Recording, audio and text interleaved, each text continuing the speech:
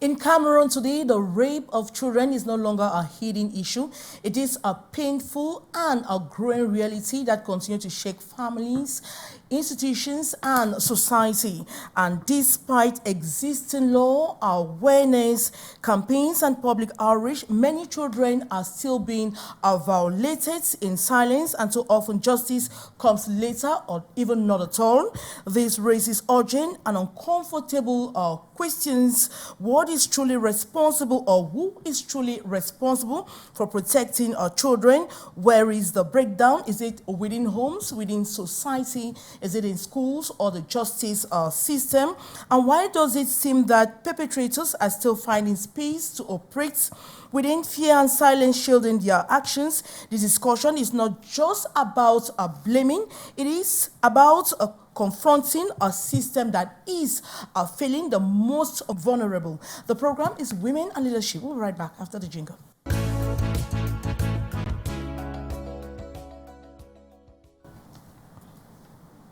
And when a child is abused, it is not only a personal tragedy, but it's a collective failure that demands urgent reflection, accountability, and action. Breaking the silence is no longer optional. It is a responsibility we all share to protect the future of our nation.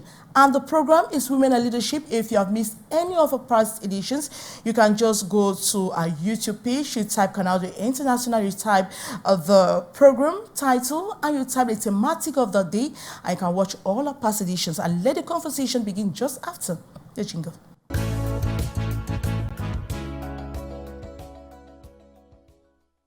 And in today's edition, we've invited just the right guests, the right resource persons, the right women to diagnose today's thematic. And today's topic is a rape of children in Cameroon. Who is failing children? And I'll begin with the first guest on my left. She's called Reverend Mrs. Nyere Akwi Florence. She is a clergy. She is a life coach. She is a counselor. Reverend, you're welcome to the program. Thank you very much, Maureen. Thank you very much, fellow panelists. It is a singular pleasure to be amongst you. I am very grateful and happy that I can be part of this program today. We understand that abuse generally has been very consistent in our society, and it has become rampant in the recent times. And it has to do with interacting social and cultural institutional problems, which, if it is not well dissected, it may grow worse. Every day our children are being raped, they are being abused. And abuse Maureen, doesn't only end with rape, even neglect, and the fact that some children don't have access to education and shelter is part of abuse, talk less of trafficking and all of that. So it is our hope that by the end of the program, we can be able to dissect some of these problems and bring about possible solutions to ameliorate the situation. We're already getting into the program. I was still at the introductory phase, but I could not just hush you back. And I want to introduce the next guest. She is called Barrister Reminds Amugo. She is a barrister at law at the Cameroon Bar Association. She is a defender of women and children's rights. You're welcome, Barrister. Thank you, Maureen. Thank you, fellow viewers. It's always a pleasure to be with you. The law must take its course. All right. Now, you've dedicated part of your time defending women and defending children. Now, at the level of the law, how many cases, such cases, have you defended? A couple of them, Maureen, even my personal cases and that of colleagues. I don't hesitate joining a colleague for free who has a case that involves a child. Even when I'm moving about, sometimes when I take a taxi, I hear people's discussions. I'm interested because a child is involved. Like some few weeks ago, I was in a taxi. I took a public transport to the Southwest region, and a man happened to be narrating his story, and I picked interest in that story because a 2-year child was involved. A 2-year child was being abandoned. So you get interest in any child that is going to abuse? Yes, as a parent. You don't mind doing it for free. Doing it for free. Pro bono. That's what we are saying, right? Yes, exactly. All right, we'll come back to that. We equally have Ebot Vera Atanga. I'll say she is an elder with the Presbyterian Church in Cameroon, precisely at Bipanda. She's founder of a school, Rainbow Kids Academy. Can you tell me a little bit about your school? First and foremost, it's a pleasure All right. to be on this panel. Once more, thank you for inviting me. Okay. So she just said I'm a school owner. I have a primary school and as well as a daycare. It's situated in Makepe. It has been existing for 10 years now. Okay, that's well. Doing well as a feature. Yeah. We equally have Francisca Websey Venue. She is a marriage counselor. She is a student nurse. Let me emphasize on student nurse because it's not the first time she's coming here. We know what she can do as a marriage counselor, but now student nurse. What's it all about? What do you do? Okay, thank You're you. welcome to the program, first of all. Thank you so much, Maureen. It's always a pleasure to be among my fellow mommies and sisters, especially the Reverend. Thank you for this opportunity because we think that we are going to give in our best and the women have to explore out of what we have to share out there. So my role as a student nurse is not easy. I just navigate life as a mother, a wife, student. So I just take part in doing what I can do best so far as nursing is concerned. I'm in the department, I'm in that department where I have to, wake up now during my internship, go for internship and, You're at the training phase, let's put it that I'm way. at the training phase And right maybe now. in the next 2 years, 5 years, we're going to have a full-fledged nurse in front of us, presently right? Title, status is going to change. Yes, presently I'm doing a bachelor's degree program and we're on internship. So we're looking forward to, finish this phase before we see what And that's next. what we're always telling women. It's like trying, at one point in time, you try to gain more knowledge, try to get back to school to acquire more skills in order to improve in whatever you're doing. So I want to say congratulations on that.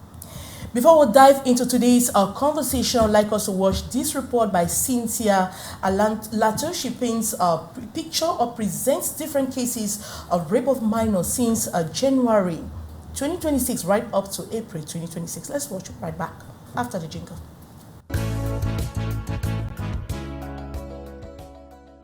The face of 11-year-old Divine Baga has become a painful symbol of brutality. The young girl was raped and killed in Kouabang in Yaoundé on the night of March 18 to 19.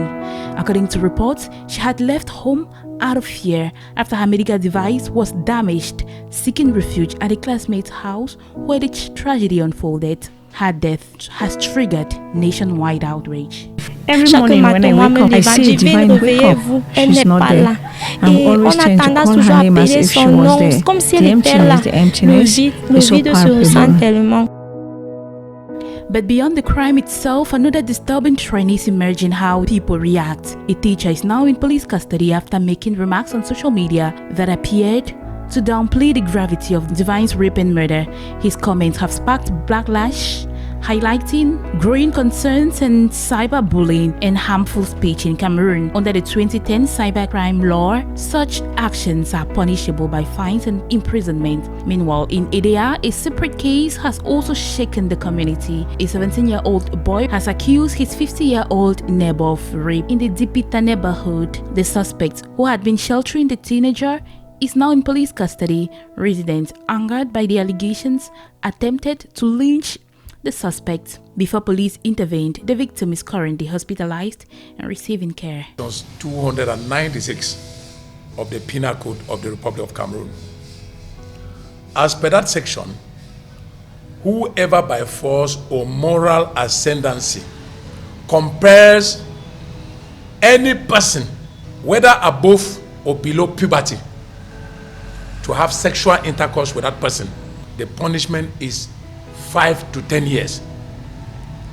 And you will understand that rape falls under the High Court because it is a felony. They consider it to be a severe offense. The court might even take into consideration the aspect of rape, aggravated rape, and at the same time talking about murder. So It all depends on how the elements will be presented to the court.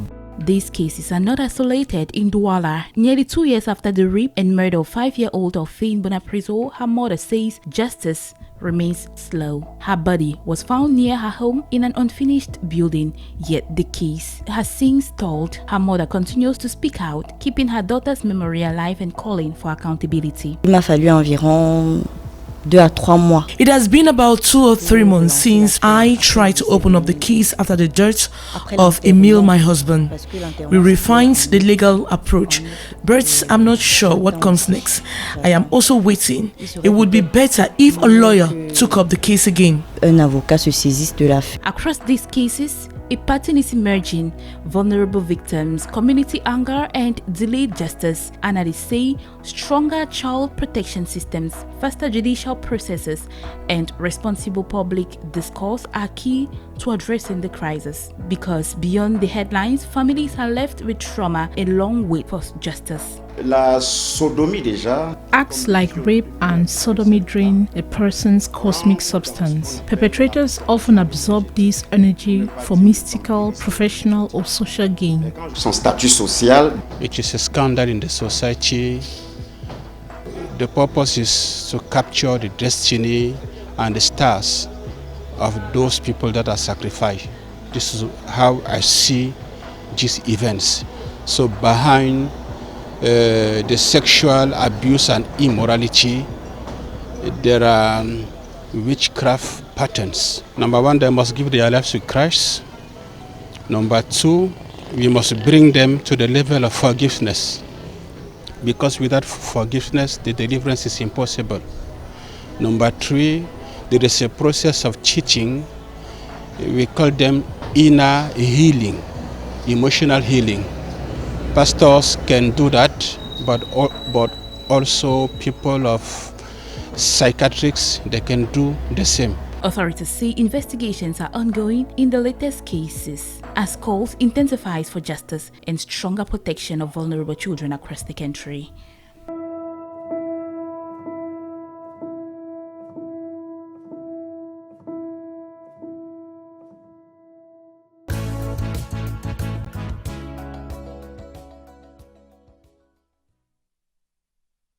After watching that report, and even it's clear enough that we don't have real statistics on the number of children that have been raped so far in Cameroon, but I want to begin with Reverend, that is very close to me, seeing children being raped and seeing the phenomenon growing. What comes to your mind immediately?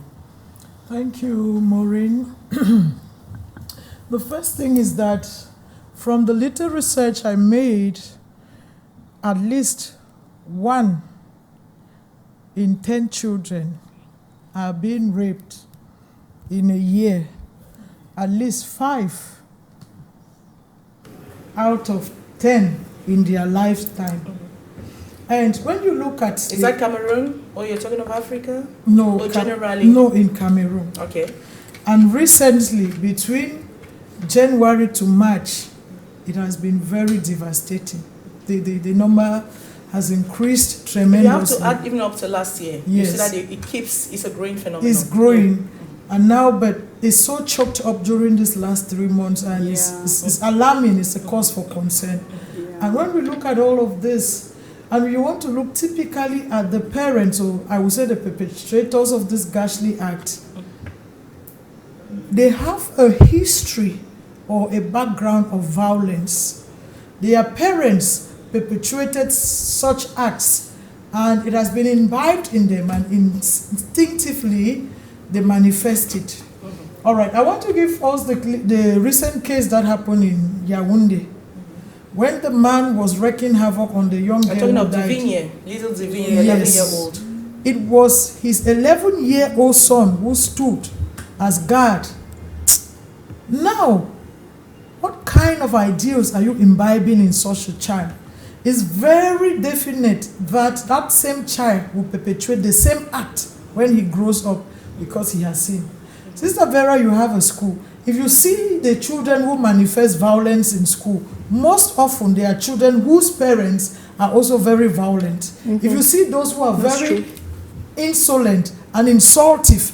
When you go back home, you will discover that their parents are those parents that insult each other in front of the children with effrontery, without fear, with a lot of fervor. And it builds from that and trickles down to the children. Before you know, we have bullies. Before you know, we have violent children. Before we know, it gets to this point of abuse. And like I said before, Maureen, abuse, we are talking today about rape, but it has different faces. You have neglect, you have child trafficking and all of that. All right. But this particular aspect of rape that I want to insist on, most often it begins with low self-esteem. Psychologically, such people feel that they are not enough. And so to build their stamina, their emotional stamina, is to weigh and press themselves down on somebody. I just want to, which when you look at it, is kind of sickly. It needs attention. Imagine the child that is playing as a guard for a parent to do such a ghastly act. A child to the point the child even dies. The child growing up, a type of child. I mean, how do you see the future of a child like that growing up? And we have a lot of children in such cases that's going through, see such traumatic incidents and grow up with it, and at the end of the day, able to. At the end of the day, they become too traumatized. They are not very, very secured around people, and they build a kind of mindset towards the opposite sex. Right. That's why it'll be so common to hear a child say, "I do not want to get married," because of their experiences in the past. Now, Barrister, why is rape so common in Cameroon? Why is it common now? Let me ask that basic question. Thank you for this opportunity, Maureen. The rape cases in Cameroon now has become a trend. It's trending like fashion. I don't get it. In the past weeks, we've had over 4 cases. We are yet to deal with Matthew's death. Little Matthew was murdered. We get another incident involving children. I am really disappointed. I feel so bad. On my own, I don't know if everybody could have the same mindset, like we coming together and try to fight against this. Because I'm asking because you're a lawyer. Yes. And despite existing laws, the phenomenon keeps growing. Now, where do we attach the blame? That's where I want to land, Maureen. I sat in my corner trying to analyze what could really be the cause. What could really move? Maureen, there are a lot of causes.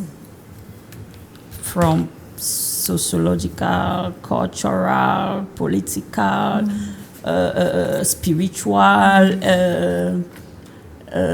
economic. The first, I will start with the economic aspect. I think so many Cameroonians are unemployed. You see the last case of the little girl somewhere in, was in Yala? I don't know, the latest case, I think it was in Yaoundé. The lady said, the mother of the girl, the mother of the victim, she said, this guy, I always send him away to go and look for a job. The guy will rape her daughter. Her daughter is, I think, 11. Yeah. I sent him, and then, thank God, she raised an alarm, and the elder sister came in and met the guy in action. Trousers down, pants down, he met him. She met him that way. So the lady said, I always tell him to go and look for a job. He said, Mama, there is no work. So he's always around the house. Yeah. He's always in the house. So children will come back from school, they are with him. And you are sure that, no, this is just a child. Another economic aspect, I think, when I talk of economic, poverty. Some children, you may be surprised, do not go to school. They stay back at home because they were driven for school fees. Yeah. Things happen like this because this child came early enough. The parents were not yet around because she has been driven for school fees. Yeah. I'm asking myself, why can the government not make this simple education free, really free? They call it free, So but you it's not think free. the problem of rape of minors is because children don't go to school? It's also a Is that cause. the perpetrators? Yeah, the perpetrators take advantage of the children who Yes, are they loiter at home. around. They loiter Yes. around, they're idle. The perpetrators, first of all, are idle, They are are unemployed. jobless. They're jobless. The children, some are in school, some even start the So school. you think those who rape, they are jobless? Don't you think that others who rape too also have jobs when they do that? I know. I think we'll know, get to that but at we'll get to some that. point. Okay. But some of the perpetrators, like the one I gave example, the Divine's case, the Divine's case, I think it's somebody who's working. I don't know much about him, but I saw his picture. He looks responsible in suit. I don't know if it's just a criminal in suit. I want to believe that'll be spiritual problem now. That'll be a spiritual problem now. So I'm thinking even diabolic covenants. Yeah. People are into so many sophisticated and complex relationships you cannot imagine. Yeah. You cannot imagine the conditions they give them. I know of a case in Yaoundé. I schooled in Yaoundé, part of my secondary school. I know of a case in Yaoundé. A child tells the friend that I don't like Fridays. And the child asks, why don't you like Friday? Meanwhile, I'm excited on Fridays because I'm going for a weekend. The child says, on Fridays we eat shit. As in, they eat their meal. As a meal. Everybody puts it and brings. It's a command from the father. The mother does it. Everybody does it. Oh my God. So these children have been doing that for years. That's violence against these children. It mustn't be sexual. That's violence. So you see, people are into so many complicated things that they are unspeakable. We thank God today for the social media era, and these things have been there. I want to believe these things have been there, Maureen. It's just because we are now exposed to information. I think these things have been happening. So that's just a few reasons. And to me, I also put some blame on the parents to an extent. I know parents, I call them, they lack compassion. I know parents who deliver their children and leave the children with their mothers. Their mothers who is old and weary. She does not even have strength to take care of her own self. With the grandmother, the child can move round the town, round the city. The grandmother just wants to see you come back to sleep. It's in the evening that they start looking for some of them. To give them food. Yes, to give them food. How can a child stay out for 5 hours? You've not seen a child of 2, and you say no, and you're in the city. You say you're looking for money. I don't. To me, if we bring them to this world, we should be able to sacrifice and give them a good life. What is that good life? It's not only about money. It's not luxurious clothing. It's not luxurious food. Secure them. That protection of a parent, parental protection is very important. I know people say, take me or say whatever you want to say about me. I don't keep strangers in my house. For the sake of my children. That's the protection I'm talking about. They are so concerned about what, because of 1 or 2 things they have heard, they don't even want to bring it near their space. That protection is also very important. It's not about just making the money. The blame on parents is actually enormous. Yes. I think we have... Now, in 2009, 2020, we had a report from the Ministry of Social Affairs that talked about over 50% of children were sexually abused, over 500,000 children sexually abused, and we know the figures keep rising. We've not had updated data for now. And I want to go now to Francisca. We'll look at the statistics, and when I get to UNICEF that protects children, they talk of 25 million children abused in sub-Saharan Africa that have experienced some form of and at one point I'm asking Francisca, who is feeling the children? Okay, thank you, Maureen. A lot has been said, but who is failing the children? I always come back to parents. As a parent, you know your child so well. You know who your child is. You know that the best way to connect with your child is through communication. If you do not sit these children down and communicate with them, you will not know what is going on around the environment. If you want to go further, Maureen, teachers. Do you know some of these teachers are those that are responsible for the rape? And if you are not still communicating with your child, A child can wake up one day and say, I don't want to go to that school again. No, you must go to school. You start whipping the child. You start imposing that the child must go to school without even finding out why the child is saying such. If you do not create room for communication with children or with your own child, I don't know who should do so. And then you will find out that teachers that come home to do the so-called homework and evening teachers, extra classes. The children sometimes. There was a video that trended like that on social media, and like we know, rape is just a forceful act, like penetrating the penis into a vagina without the person's consent, without the person's opinion. It's like you are forcing something into, you are inflaming pain into someone, whether she cries, shout, or whatsoever. It doesn't matter. It doesn't mean anything to you that is doing the act, that is committing the act. And then this child had passed the time to be telling the mother, Maureen, that I don't like this teacher. But the mother keeps saying that you must study with him. He's the only teacher that I know that can. Like, create space for calmness and speak with your child. Let her be able to explain to you, because some of these children, when you are harsh, when you don't give them that room, when you just have audacity to command, to just quickly tell them that you must do this, you can never get it right. And then thirdly, I noticed that so far as Christianity is concerned, some of our children take profit behind church going, and they get into, acts like rape from the same churches. And sometimes there was just a case like that. Was of how old? Like a child of 15 can rape the smaller child in the children's church while the church is going on, still in the church environment. Because sometimes when we have what we call all nights, there is always something going around the church premises that you can never imagine. Yes. Wow. And then imagine if you come to church, it is getting to a point where we need to always, if you are this kind of parent that you don't find it easy being with your child, sit down and start finding it easy. All right. Now, when I talk about who is failing, let's look at government, look at parents, look at institutions, look at the justice system. Who is failing the children? Both before I come to Reverend. Yeah, I would align with what she said, the parents.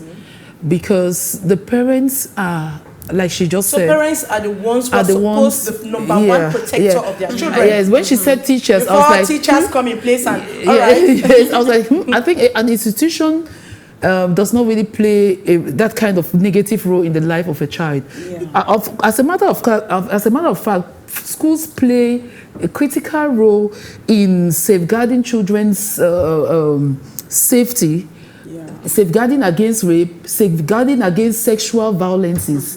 We even have preventative lessons, education, when it comes to things like that. We educate the children. As a matter of fact, the curriculum has those contents that will teach the children moral education, how to create boundaries, how to identify danger, how to, so when you say teachers, I want to say a pedophile is a pedophile.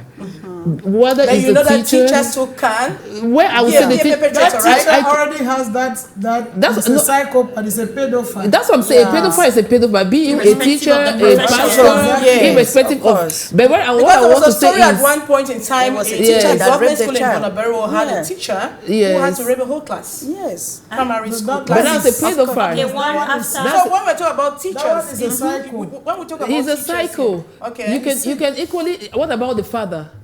What about a father who sleeps with a daughter? Yeah. Is that a teacher? What about the boys that are just looking around in the streets? They are not teachers. So what I'm trying to say, but where the teachers have failed is that they have not given adequate knowledge to the children. They've not taken these lessons seriously to an extent that a child will be so scared. Sometimes the teachers will only, they'll only give oral lessons, but when we use visual aids to help the children understand what is actually wrong or right in going around people that they could be endangered, then it will help them. Our phones are there to teach the children. It is true that some images may not be too... But I want to subscribe to the fact that they should use visual effects to teach the children so that they'll learn. Now, I just want to ask you, you're a teacher, you're a pedagogue. Now, in your own school, how do you monitor even the teachers, even the children? Because you might have some children who come to school that went through abuses. You know what? In my school, I have just two male. I have just two male teachers, like two male. And you know women to abuse? I know. Well, we have cameras. Okay, in your school. In the school. And we have cameras. We have constant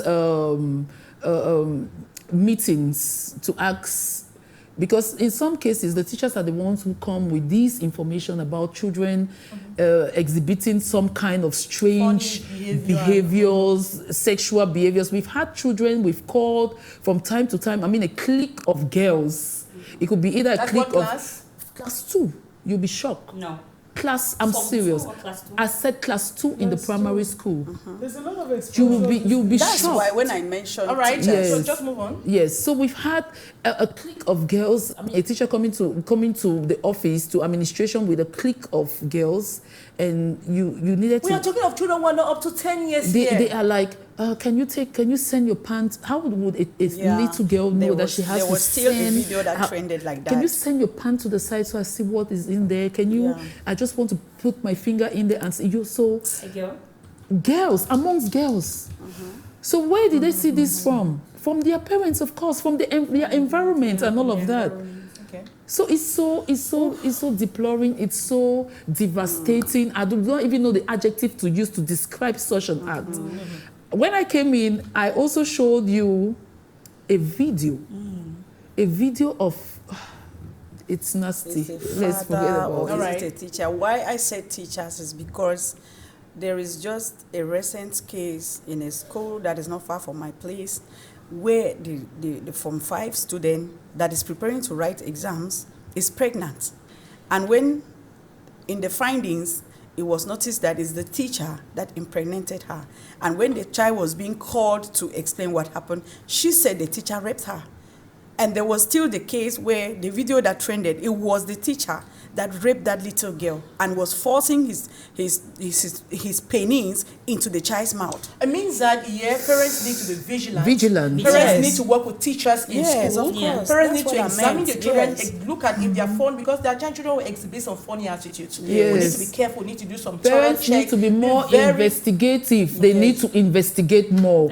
Ask some questions about the children's choices. Because you see, there are some children who are so glued to a particular male uncle. Why would you be so? And then sometimes if you see the way they even embrace that uncle, there's a question mark. So parents should be able to question the children's choices. That's why just because of time, Maureen asked me for causes of this rape. One of them is negligence. Because of time, I held myself back not to take a lot of your time. Negligence. You see parents who leave children come back from school, the parents are not there. This small girl is playing with uncle because it's neighbor. What about even your own relatives? Parents trust them. Parents who trust them. We have to become like detectives. Parents have to become. I have cameras all over my house. All over, because even when we are out of the house, we have to sometimes follow. Having my phone, my husband will follow. I'm also following. You're doing the check in the house. When the child steps out of the house. Good. I'll even call from the camera. I can talk. When the child steps out of the house. Where are you going to? Out of the house. Somebody just open the gate. Where are you going to? The gate is open. Close the gate. Why are your sisters at the veranda? Send them in. The other one. It has to be and then like in school, the check continues. In school, the check continues. Sometimes I go to school. I don't know. They'll be listening to me. I go to my children's school. They're just nursery 1 and nursery 2. Do you know, I stop by the window and I'm checking. I'll be there for over minutes before the teacher will identify or recognize my presence. Then I will just greet her. You have to check, see who she's playing with. I mean, at that age, they don't have to be so close to the opposite sex. I must know the friends of your kids. Yes. I want to get to... Yes, okay. I have another problem. There's this category of parents. There are this category of parents who are so lazy and they always use your children to eke income. Such parents will be doing petty businesses. They sit at home They send, when the children are back from school, they send the children to go and hawk, to go and sell. Yes. You are endangering your child by doing that. Yeah. That was before. So parents when have that to. was safe. Now, Yeah, Now it's not safe. All right. Okay. Now, I want to say one of the causes before I get to you, Francisca, to Reverend. The fact that I have so many of those perpetrators that keep walking the streets. Most of them, I would say, actually are not actually convicted. You don't think that it's a possible cause why we have this growing phenomenon? It is a veritable Because cause. if you go to a community, they'll tell that this person had raped you, but the person still moves the street freely. Yes. Yeah. Let me that say is something. Judiciary I was coming to that. process. All right, position tell us of the about the law. law. About Yes. that. Yes, let Reverend speak People have first. been talking. Can I also talk, please? Reverend, you Quiet. I may not be a lawyer, but I understand that our judicial system is slow. Yeah. One, the culprit can be caught. The procedure can be followed. Yeah. But after some time, they bail the culprit, or there may be bribery. Yeah. And then the culprit goes scot-free. Yes. Then it sharpens that ire, it sharpens that zeal. After all, I've been bailed. They can go about again to do it. Secondly, many people they just have phobia for lawyers and the police station. That's it. Yeah. So they don't even have that idea that they can go and report such cases. Many cases are underreported. Number three, most of the victims are threatened by the perpetrators that if you do it, I will kill you. Yes. This case in Yaoundé, I go back there. The young man, when the friends discovered that that girl had died, one of his friends said, I was going to report. He says that if you go to report, my father will Kill you.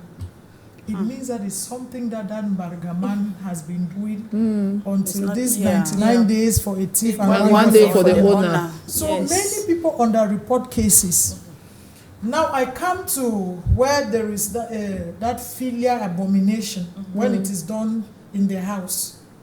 Many women are quiet because of stigma. If I go to report this situation, It is about how family. are they going to look at my husband? Yeah. How are they going to look at my family? Yes. Who is going to marry my daughter? It means that my daughter has become an abomination, a sacrilege. And everybody will refer to this family that it is the family that used to do like this. Yes. And nobody will come there.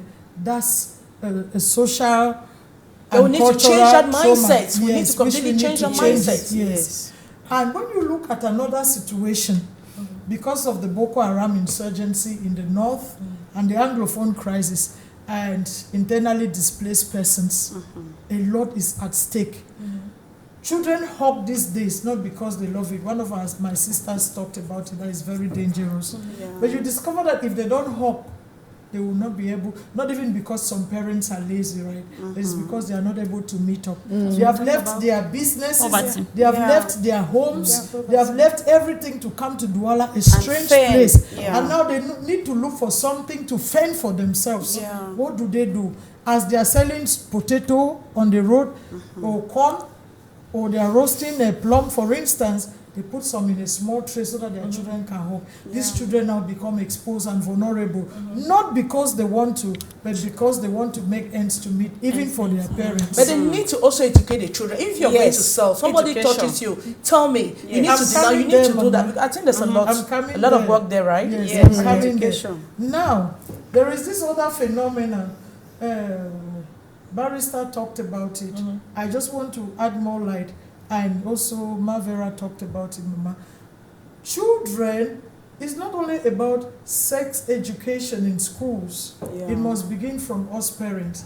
You see somebody who touch your daughter, my woman. My woman, those things like that. Like, it's crazy. No. You know, Don't do you that have to to my start daughter. telling children, there is nothing, you are a kid. Nobody should call you my woman, my master. Like, seriously. You are a child. Who are you? That they're already saying that. And then they can even, it starts like this with just a touch on your arm. You see a woman Then you start telling the child to build boundaries.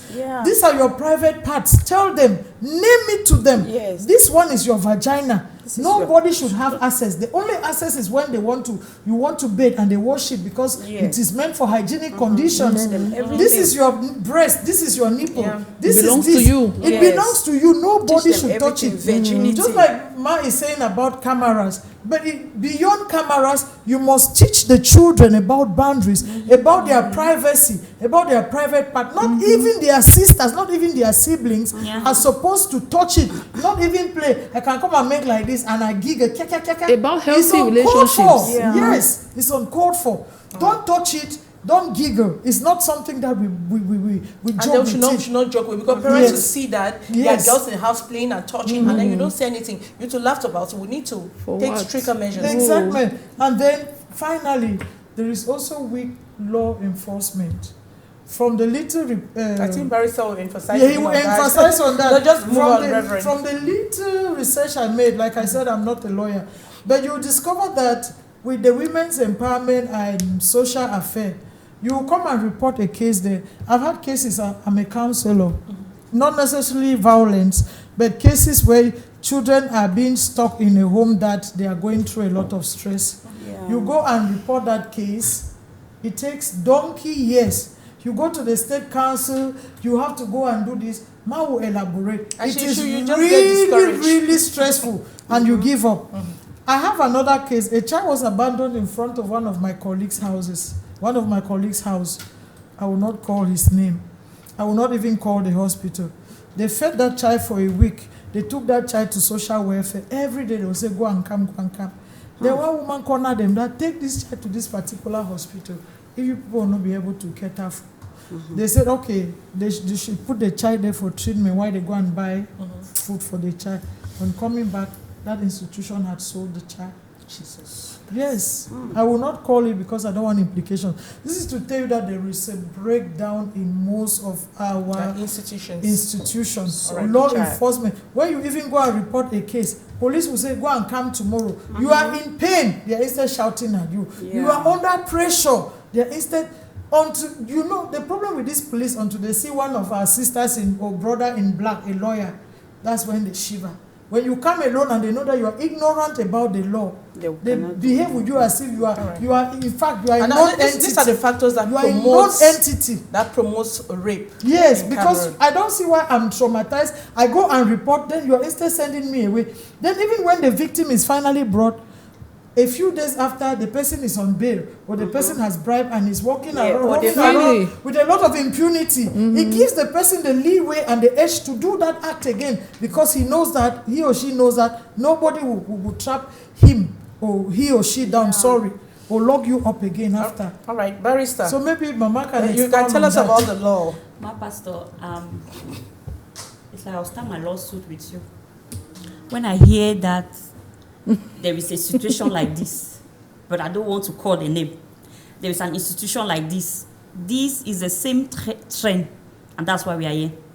If everybody keeps concealing these facts, we are going to be having issues.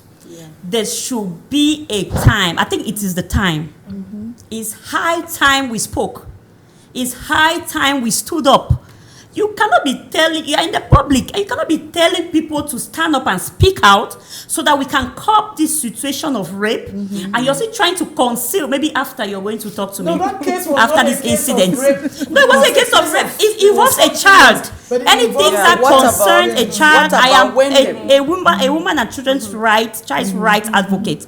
I am pained hearing that, because we don't know where this child was sold to or what has happened to the child. Some people are looking, like I said earlier, people are in so many complicated covenants and spiritual realms that you cannot understand. So some of these children, they were not even bought or adopted to be catered for. They were maybe bought to be used, just to use their organs or their body parts. So it's really painful.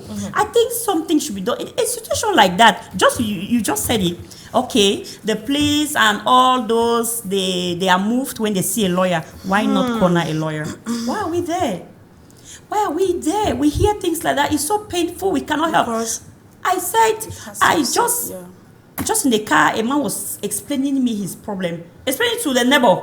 I was paying serious attention and I picked interest in that case. This man said he has a child with a woman. The girl has decided to go and work at Santa Lucia. Yeah. The girl locks up a 2-year child in the house. And when this man said, where is my child? He said, your child is in the house. He goes there. The child is actually there. Come on. When the man will call, that's where she will come, leave the work to go and open the door. I said, am I dreaming or what? 2-year-old who can be electrocuted, who can drown in a bucket of water, who can anything that happened to this child. I said, sir, I was calm. I had to calm down so that the man should not, this thing that has to do husband and wife or relationship affairs. Yeah, relationship affairs. Francophone say les affaires de sang calisson. Ne mets pas trop les organes. Don't get too involved in things that. But I was so I had to bring down my temperament so that this man will have confidence to be able to confide in me. Yes, I told the man that I didn't want to introduce myself, but I can help you. That child's life is at risk. The man is so pained. The man said, I don't know what to do. I want to take my child. She's refusing. She said, if I don't marry her, I will not take my child. She locks up this child. And I told the man that, do you know that you have just discovered these days this child has been in the house for us. You think it's for us. Do you know that this woman is capable of sleeping out and this child sleeps alone in the house? Exactly. The man said, you are right, too. You are right, I have not gone there at night. I said, if you go there at night, sometimes, try it midnight or 11 p.m., you won't see that lady. If she is capable of staying at work from morning to maybe 6 p.m., she closes at 6 p.m. and locks the child, it means that she can. That's why I talk about lack of compassion. I don't know. Some people, I don't know if they actually went through this pregnancy stress and all went through to labor pain to come with the baby. Have a baby, being blessed with a baby, you lock up the child. So I told this man, please let me help. And the man said, Madam, I will be so grateful. I told him strategies that we are going to use without pressure or without bringing the law. Like I'll actually first of all call the lady. That was what I was planning. Call the lady, cancel her, tell her this thing you're doing is a crime. Don't leave this child alone. You don't have any relative who can. It's good for you to work. Yes. So I told this man to take my number and call me. I was waiting. The man is not coming up to now. And serious. I called. Called. And he said he was on the steering. He was driving. He will get back to me. I said, oh, this poor child. I'm just worried for this child. These two parents are. They look so unserious. Because the way he was narrating his story as if he needed urgent help. And I was there. So, my pastor, I think at some point, it is true that the system is not what we expect. But I don't think the system is completely dormant. Yes, I don't think the system is completely dormant. There are cases where, I have a case. This man brought it to me. He went and took a child from the east, from the Pygmies, and brought it to a police officer, a lady, police officer. She took this child and they were maltreating the child was not comfortable, so they had agreed. The intermediary who brought this child from the east say, I'll bring this child and I'll have to be visiting this child. That's the instruction from the parents. I'll be visiting maybe every month or every 2 months. And they said, oh, okay, no problem with that. But subsequently, that oral or verbal contract was breached by the, how will I call them, the foster parents who were in charge of this child. So this man smelled, because anytime he wants to come, there'll be one reason or the other. We are not around, or what's this? She's okay. Why are you always coming to check on her? Or do you want to sleep with her, a 50-year-old girl? Oh my God. This man, a man of almost 50, said, me sleep with her. A child I brought to them. I don't know why they don't want me to see the child. So he succeeded and forced himself a police officer's house and check on the child. The lady's a police officer, I think the husband too, and forced to see the child, and the child gave a lot of complaints. And she told him that, and he told them that, I'm taking this child back. And they said, no, you dare not. You did it. Because they were wearing uniform and all that. He was alone. He explained to me. So he told me that he is going to report it. He has first of all seen, I think, that man's superior. The police officer's superior, and they had an appointment. They were waiting. I said, if you have any, should we go together? He said, no, doesn't want to bring the law into it. They'll say, oh, you've come with a lawyer, you want to come and intimidate us and all that. So he said he should go first and see what will happen. I said, if you have any difficulty, please let me know if I can assist. I'll come along with you. But behold, this is just a normal man. He's not a lawyer. He's not even anything. That man is even unemployed, just trying to make ends meet. And this man went and saw the police boss, and the police boss put his subjects, put them together, and was interrogating them, asking them questions. Say, before I open my eyes, make sure that child goes back to the parents. Exactly. On which ground are you keeping? It is kidnapped. You don't want anybody to see them. No. He called me and he was so happy that he was not expecting. They started the change. He said they were trembling with words. They changed everything that earlier said. Meanwhile, they were threatening him on phone. So I think the system is not that bad. It's true that it's decadent. Yes, it is. All right, you want to add something? Yes. Okay. I didn't conclude. Please let me land, my pastor. All right, I want to talk about failure to assist. Yeah, because what we are doing, like what you just said, it's failure to assist you. Because you have the opportunity, we are talking about but you have not it's very important because a lot is happening in neighborhoods. That people fail to assist. Failure even the to neighbor. assist is enshrined in the laws. Section 383 of the Penal Code, the Cameroonian Penal Code, it punishes you from 1 month to 5 years. Possibility can get up to 5 years, and from 25,000 up to 5 million. You, the neighbor who was just looking and observing this young boy touching and playing in an abnormal way with this small girl, and you didn't inform maybe the parents, you didn't say anything. So it is a collective responsibility. Even just onlookers, you have that responsibility to report. Just see something and go to the police station and say, there's something I just seen abnormal. If you people care, you can come. The gendarmes are doing it. Even the police officers, they're doing it. So please, we should open up. We should open up. They will take all the measures. I know that some people, for the security's sake, they will take all the measures. I don't think anything has happened to Matty's family since the perpetrator,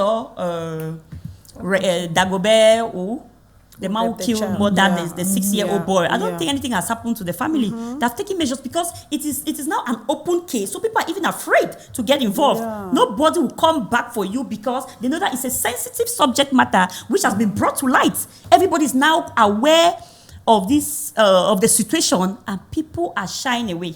Now, let's get the reactions of some mothers, parents on the streets of not only Douala. We asked the measures they will take to end a rape in society. Let's watch. We'll be right back just after the jingle.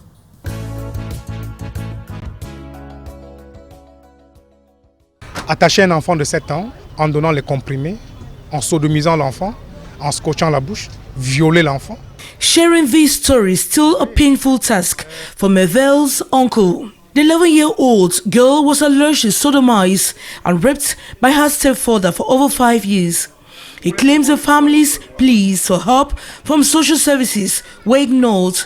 The alleged rapist is in jail, but high bills forced them to abandon social services support. Le service social nous a fait comprendre. The social services requested certain documents from us, but unfortunately we were unable to proceed due to lack of financial resources. The uncle alleges that despite abandoning the service, no government help came for psychosocial support or rebuilding. Instead, they relies on local and international organizations and Good Samaritans. Concernant le bourreau, c'est que we hope that social services can take further action, just as the courts have done in prosecuting the perpetrator. Beyond that, we have no additional demands, only that justice and protection for the child remain a priority. However, the regional delegation of social affairs for littoral claims actions have been taken to support rape victims and families. Qui est traumatisé. Our approach focuses on both the victim and the community. We provide psychosocial support to help rebuild the confidence of traumatized children. This includes regular homes visit and continuous follow-up to ensure their well-being. But for Mervel's family, these efforts are invisible.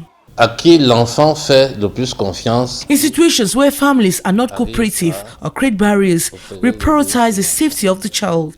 For example, we have removed children from harmful environments and placed them in secure structures where they can be protected and cared for. Tout ce que je demande, c'est que la justice soit faite et qu'il paye de tous ses actes.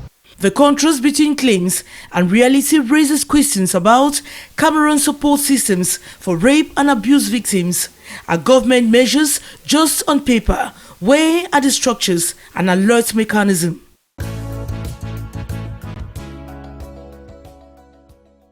Welcome back. We are talking about a rape of minors and measures we could take to end that growing phenomenon in our community societies, because it's inflicting pains not only on families, but the impact is real in our communities. And Pastor, you wanted to say something after barrister's comments on what the law says and other issues she raised. Yes, Maureen, thanks for the opportunity again. I was just adding flesh to what barrister said. It's not like they are not working. It's not like they are not doing their absolute best. But when you go down, when you look at the government itself and the build-up of the stakeholders, there is over-reliance on non-governmental organizations, even both national and international, where even if they as lawyers want to do an individual follow-up, they, to an extent, sometimes there will still be those administrative bottlenecks. Like from the story I just, the illustration I just gave now, if I even had the idea that we could see a lawyer, but we were dealing with a government institution, and now you will discover that you have to take this step and the next and the next. And it is because the government has gotten to a point where it should be that the issue of, say, lawyers, it should be the issue of non-governmental organizations. Okay. And this over-reliance on this non-governmental organization is still causing a breakdown in the law, because it makes procedure to become very slow. All right. Now, I want to ask Barrister just very briefly. Now, why is it that some cases go, I mean, they drag for too long in court? Why? I have the case of a 5-year-old girl who died in a building at Bonaparte. The father ended up dying, and the case, we don't have any results about it. Why? I just want you to answer it very briefly because of time. I think it's investigations. Investigations, because a criminal case must be proven beyond reasonable doubt. Because the freedom of a person, because it's somebody's freedom that's at stake. The freedom of a person is a paramount and inherent human right. So they don't just hurriedly take away that freedom. The courts must make sure that every exhibit and proofs have been brought, which really attach or joins this person to the crime. All right. Now, I want to get to Francisca now. If you were asked about stricter measures, what measures should be put in place to address this? Let me first of all add up to why cases like that. I think that I also witnessed a case where family went behind and bribed the victim. The victim bribed the family in question that the daughter was being raped, and that's how they withdraw the case from judiciary procedure. Means that families, most families are still hiding a lot of rape cases out there, right? That's what I'm saying. That I think it also needs to be banned. Yes. Family not going privately and bribing and negotiating, and then allowing the victim in pain, because if only we know the trauma these children get, even torture, all those things. If you only know what they get, you cannot allow someone that inflict that pain in the child to just go like that. All right. Now, I want to ask, is it that families protect these rapists? Because I want to take a case that was aired on the media. A certain Nigerian, I will not want to call the name, that had to rape 6 of his girls, of his children. One of the children was there. He went to court and the case died out. Now, do you think families are still protecting rapists? That's why it's a yes, but recently it's beginning to be a no. In some cases, like she said, the families don't want to soil their family. They want to protect the image of the family. So in the past, they used to hide, but now, I mean, some families are very, very frank about it. If you committed a crime, you should go down for it. So I've seen cases where the family, on the other hand, have exposed. You think families are getting conscious that they're getting conscious to report it, to denounce it? Yes, because the thing is a very because it's a crime. Yes, they're getting conscious. I just want to give an example of what happened with baby Matisse. And then I saw the perpetrator's daughter saying, "Baby Matisse, you finally justice has been served. Yes, I mean, you may rest which in means peace. she was there for the justice, and it was served. She was happy. Yeah. Now, still come back to you, Francisca. Yeah. If you were asked about stricter measures, what will you propose? I would just propose that parents should really, sensitization should be put in place. Let mothers know that they need to take their chair, sit down, educate their children. Tell them what they need to know. Educate them everything that they need to know about rape. Let them not fall a victim before we are looking for ways to solve this problem. All right. Barrister, yes, we were talking about stricter measures here. We're looking at both sides. We're looking at government, we are looking at the law, we're looking at society, we're looking at school, we're looking at families. But I want us to take the law. The law. Because you are a lawyer, if we are taking the aspect of the law, what stricter measures can be put in place to ensure that we address the issue of rape? The punishment for rape should be increased.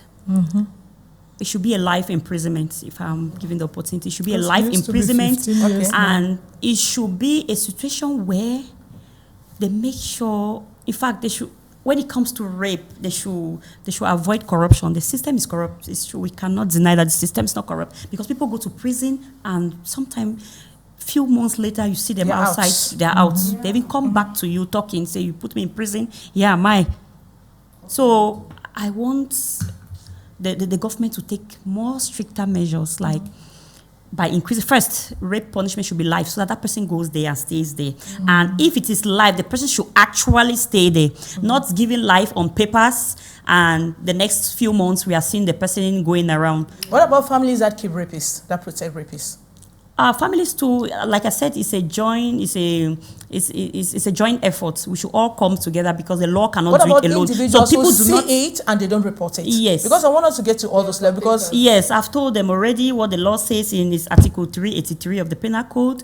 You not coming to help somebody in danger, non-assistance of a person in danger, it's a crime.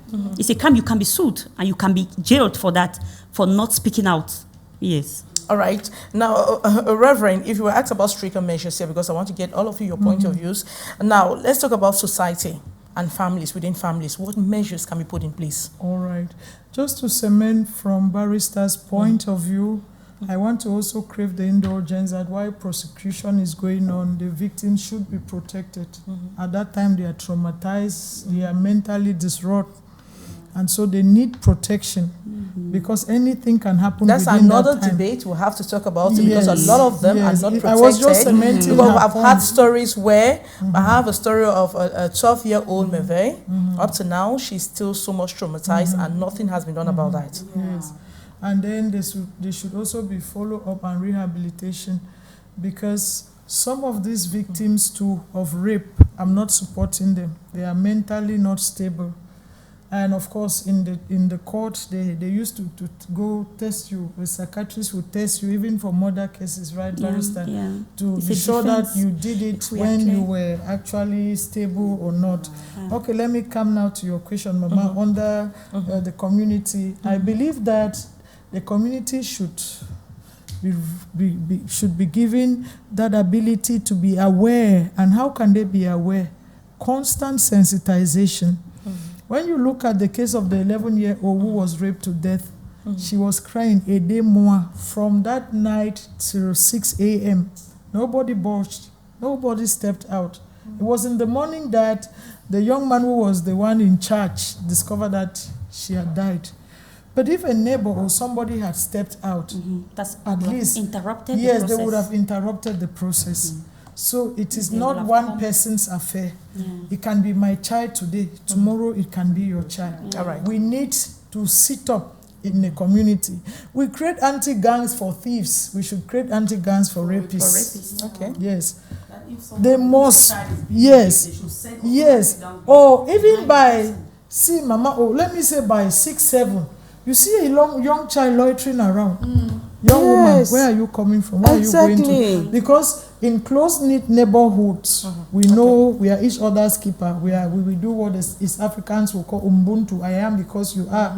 If you are not, I am not. Yeah. So when you know your neighbor's child, like when we were growing up in Bamenda, you will not leave that child. An older brother who is not a direct brother has the right to give you a snake beating if they see a boy talking to you. They talk for you, they charge you the bite by hammer. I go think about it, they crash your head. They'll give you serious beating. My big brother friends you, they give you snake beating. Yes. All right. Is that what are you doing there? So if that kind of awareness, Sister Maureen, can be created. Yes, and collective. And collectively, that collective effort, I think that it will stand the test of time. All right. Secondly, I want to plead with NGOs. It's not only about when we have written projects and then oversee donors have helped, we come and take snapshots to show them that is feedback.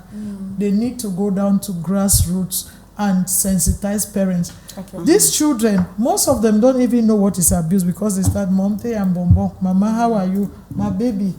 It starts like that, my woman. So, the sensitization must not only end at grassroots. Teachers, Marvel, you people have a role to play. You started it. I applaud you for that. If all the schools, especially our government schools, which are bigger and more exposed, can do it, the better. If parents can do it, the better. If we can do it as a community, the better. If NGOs don't only take that money and buy their jeeps, they speak. They sensitize. It will also churches too. Mama, let me learn with us. I cannot be a pastor and then I don't have something to say. Then I'm not coming. So you have Pastors not said anything. are supposed to not only preach. And our topic is rape of children in Cameroon, a growing phenomenon, and what is failing the children. And we are rounding up. We will start with Francisca. You're looking at your camera the other way. You have 30 seconds to go. I don't know who you're talking to. Over to you. Okay. I have concern for mothers that are with victims that has, they have had that pain to see their own child go through trauma, physically, psychologically. I want to encourage them that it will have to take you a very long way to bring your children to that understanding that they should have confidence in themselves, that what happened was just part of life. Because some of these children, if you just let them be, there is this stigma that keeps reminding them of how that action took place, where it took place, and how traumatizing it was. So when you bring them to clarity by letting them know, if possible, you can go in for a counseling. You can go in for counseling. You can look for a therapist. So they work together, because some of these children they end up not having anything at all to do with a man. All right. Yes. So constant check on the part of parents. Yes. Vera, you look at your camera. You have 30 seconds to let you know who you're talking to. Yeah, I'm talking to all the parents. We have just said here that the parents should be held highly accountable for the increase of such cases. Yeah. So dear parents, be very, very keen about the environment you're leaving your children in. Safe environment is the key, and perfect and keen supervision of your children's entourage is also very, very pivotal. All right. Reverend, you're looking at the camera in front of you. I want to thank the panelists first of all for the rich debate and contributions. I want to plead with parents and all stakeholders that we should normalize reporting. Do not be afraid, because when children are demoralized because of such ghastly acts as rape, some go suicidal. Please normalize reporting, cherish the children, make them know that it is not the end of the world. I also plead with fellow clergy that we have a very big role to play, especially those who serve as chaplains in schools. When cases like that come up, do not look at them as if they are not really heavy. It is cumbersome. We have a lot of work, but we need to look at these children and pay close attention, not only through prayers, through counseling, follow-up, so that they can be reinstated. All right, and we end with a barrister. Parents, quarterheads, pastors, village chiefs, community leaders, expose them. Please, open up so that the law can take its course. Expose these culprits. Let them be brought to book. As per the law, if you don't expose them, you will rather become the criminal. As per Article 383 of the Penal Code. And rape is rape, irrespective of the age. Don't say, oh, this girl was not a virgin, so this man has slept with them. Please, no negotiations in the quarters. No negotiations behind the scenes. Open up so that rape can be an abomination in the society. Amen. And thank you all ladies for responding to our invitation. Thank you for sacrificing your time to come out here to educate women out there, because I know your messages, whatever we've said here, has changed a lot of mindset. I know a lot of people are going to act in the society. We are struggling to see how we can address rape, which is a great phenomenon, but I know with all what we have been said here, we have touched the hearts of government, we have touched the heart of officials out there, those in courts and every other person in society, and we are all going to address rape because it's a collective effort. Thank you for watching the program. It was Women and Leadership.